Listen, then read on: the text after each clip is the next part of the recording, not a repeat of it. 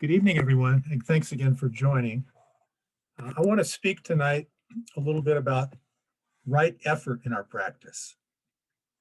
What do we even mean by effort? A number of years ago, it was in the 70s actually, I was very much got into running. That was I was on sort of really the beginning edge a bit of the running boom, but it was definitely part of the running boom. Frank Shorter had won an Olympic gold medal in the marathon and a silver medal in another marathon. And I was very inspired by the endurance. And I thought sort of like the mental, I envisioned as control that these distance runners had. So I wanted to get more involved with that and explore that a bit. So at the time I was running about 3 miles a day, 20 miles a week roughly. Sometimes I'd take one day off. And I thought, I wonder what would happen in my practice as far as getting faster, stronger, if I trained more like a world-class athlete. And I was far from a world-class athlete. So I thought, okay, instead of running, I heard that the really great runners were running 10K to marathon runners were running somewhere around 100 to 120 miles a week. So I thought, okay, I'm running 3 miles a day. How about instead of just running once a day in the morning, I'll run in the morning and I'll run in the evening, 3 miles both times. Okay, so right there, I'm up to 6 miles a day, roughly 40 miles a week. And that went okay. So then I thought the next week, hey, let's bump it up. Let's bump it up the next week to just an additional mile in the morning, an additional mile in the evening. So 8 miles a day. Okay. So then I was up to, over 50 miles a week. And the next week it was up to another 2 miles a day. So before long, in just a matter of a few weeks, I was running 70 miles in a week, running about 10 miles a day. And I guess more like 60 because I took a day off. What started to happen was, instead of me getting noticeably faster or stronger, I started to break down physically. Just get really, I was exhausted. I was taking a lot of naps. I was in school at the time, and man, I would have to, like in between classes, really take a nap and just, and I would crash. I would just fall asleep instantly. And my joints started hurting. My knees, one knee in particular, really hurt. I'd get some weird foot pains. I just wasn't feeling very good. Okay, but I was putting forth a lot of effort. So I thought something's got to change here. And so I got in touch with someone who was a strong runner, probably a national caliber runner back in his day. But he was now a coach, and he coached regular folks like me, not elite people. So I sought him out and we hit it off, and I explained about my situation. And he said, well, I can help you get to feeling better. I can help you get over your injuries, and I can suggest some programs that will probably make you a little bit faster and a little bit stronger. But to really be good at this sport, relative to whatever ability, limited or otherwise, that you have, you've got to be able to listen to your body. Listen to your body. No two runners, no two humans are exactly the same. And to be successful, besides some athletic talent, which you may or may not have, you need to be able to really, really listen. And then he said one other thing, which was, I thought, kind of didn't mean so much to me then, but it does now. He said, you're an experimental one. So just remember that. And so I went ahead and I continued training with him for a while. I got a little bit better as a runner. I certainly got a lot happier as a runner, really enjoyed it. But I certainly gave up on my that notion of running 100 miles a week. And I went back down to probably running about 5 miles a day or something like that, and was very content doing that. But so what's the point? The point is that just having a lot of effort, just working hard, which I was doing with my running, I was working hard, but I wasn't working smart. I didn't really have any good guidance or direction until I found this coach who kind of got me and was able to help me out. So many years after that experience, actually about 20 some years after that experience, my dad started his health started declining, and he'd always been a pretty healthy guy. His health started declining, and his cognitive abilities certainly started declining, and it became clear that he had some dementia going on. At first, it wasn't so noticeable. I was in denial about it. I thought, oh, he doesn't have dementia. My brother kept saying he did. I thought, oh no, he doesn't. Eventually, I caught on. He had dementia, and it progressed, and he had it for a couple of years before he died. But in that period, it really rocked my world to see that happening to my father, and I didn't really know how to feel things deeply. I tended to push things away, sort of disenfranchise them, make them stay down in the basement, if you will. So for whatever reason, became attracted to this notion of meditation and getting involved in meditation. I'd done some yoga many years prior to that, and I did enjoy the meditative aspects of yoga, although I didn't do meditation per se. But so I wanted to put my effort into getting involved with meditation, and that's what I did. And I put my effort into trying to find a teacher, a place that I could go. And anyway, I eventually found my way to the Great Mountain Zen Center, which at that time was in Lafayette. So it was pretty convenient for me. I lived in Boulder at the time. It was still pretty convenient for me. And met the Roshis. And I had read somewhere that it was important to be regular in meditation practice. And it was good if you could sit with a group and have a sit with a group a couple times a week if you could, or whatever. But so that I thought, okay, I want to check all those boxes. I now have a teacher. I've got a place I can sit with a group, and I just on my own, when not with a group, I can start to keep a regular practice. So I started sitting regularly once I found the center, and I was sitting with the group twice a week. At that time, that was the most I could muster for personal reasons, but I did that. And after a while, the Roshis encouraged me to take up koan study, which I did. And my effort and focus of practice, which was originally around decreasing my suffering around my dad and in the impermanence of starting to realize that, hey, none of us are going to stay exactly as we are forever. The meditation was helpful with that, absolutely. But eventually, I also got involved, as I say, in my koan study, and I was very interested in exploring here now reality. What was really going on? What was this totality that was here? I wanted to understand that better, and I also wanted to begin to really explore my feelings, which I'd suppressed so much of my life. And it wasn't long.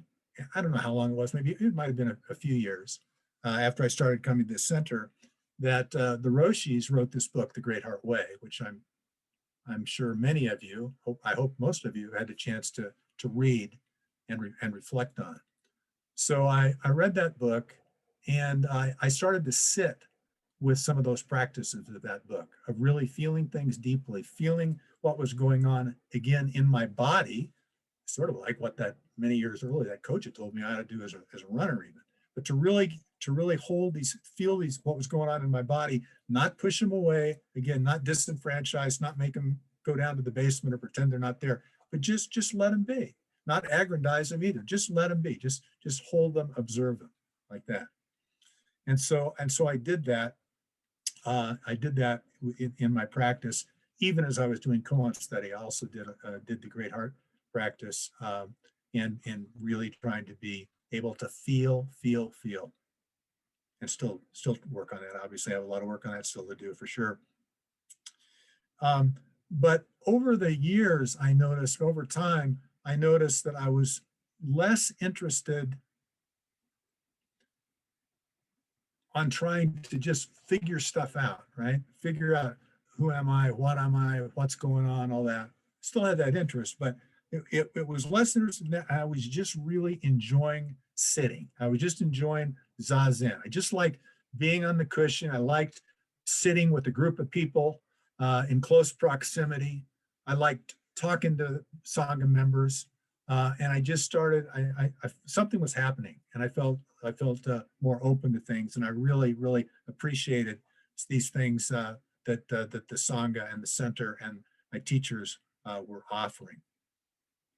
Well, the Buddha talked about, meticulous effort. And he said that meticulous effort, with that, nothing will be difficult to accomplish. So what was this meticulous effort for me in my practice? Where did I need to put forth that effort? Well, paying attention. My mind easily jumped around. That's been a challenge for me for many years. And so to just, instead of judging myself about that, just bringing it back to my breath, or bringing back to my shikantaza, bringing back to my great heart, the feelings, to whatever my practice was, just again and again and again and again, over and over and over and over, bringing it back, and doing so with non-judgmental awareness. Okay, that was really, really critical for me, not to be judging myself. And as I did this practice longer and longer, and particularly becoming more and more aware of thoughts that were passing through my mind and feelings that were passing through my mind, I began to see more and more clearly how incredibly transient those thoughts and feelings were. Now, I wouldn't have thought so before I got into meditation practice. It seemed like these thoughts and feelings were quite solidified, quite concrete, and were really punishing me, if you will. And I was this victim, and they were lasting and lasting and lasting. They weren't transient at all, I thought. That's the way I viewed them, and I was making them continue to last by absolutely engaging them. But I heard someone, well, actually, I've heard Jack Kornfield one time talking about thoughts, and he was saying that, and I don't know if he timed it or what, but he said, thoughts don't last long, and these feelings tend not to last long. He said they last about 15 seconds, and I think that's pretty accurate, because if I think about when I get really angry about something, and when I really observe the feeling of anger and maybe a thought associated, an emotion associated with that anger, if I really stay with it, it starts to morph. And I don't know if it's 15 seconds, maybe it's a minute, maybe it's 5 seconds, I don't know. But as I just stay with it and it morphs, then maybe that anger becomes despair, maybe it becomes sadness, maybe it becomes fear, maybe it becomes anxiety, and it starts going through, kind of like the northern lights, just going across, only across my mind instead of across the sky. And I can just, I'm seeing this, right? See what's going on there. And it becomes, it's not particularly daunting. It's actually interesting. That doesn't mean I like having tough emotions. I prefer not to have them. But I didn't have to be a victim to that. And I did have a curiosity, and do have a curiosity about this. And I will say that I noticed that they really, if I don't engage them and I'm just observing, they don't last very long, but they will morph for a while. The energy changes and it takes on different ways I would express it, like sadness or shame or anger or whatever, these kind of things. So that became really, really important in my practice. And they certainly did not feel solid anymore. They definitely felt like, very, very translucent, transparent. They didn't feel opaque. Okay, they felt transient, and they felt not solid. A little bit like I noticed when I would have a nightmare. I don't have nightmares very often, but when I've had a nightmare, and even after I would wake up and I would know that it was a nightmare and I was now awake and it wasn't happening, but there would be this, I'd feel this energy and sometimes still thoughts about that nightmare going through my mind, even though I knew it wasn't real. It wasn't, well, it was my present experience, I suppose, but it wasn't really tangible. There was no substantiality to it.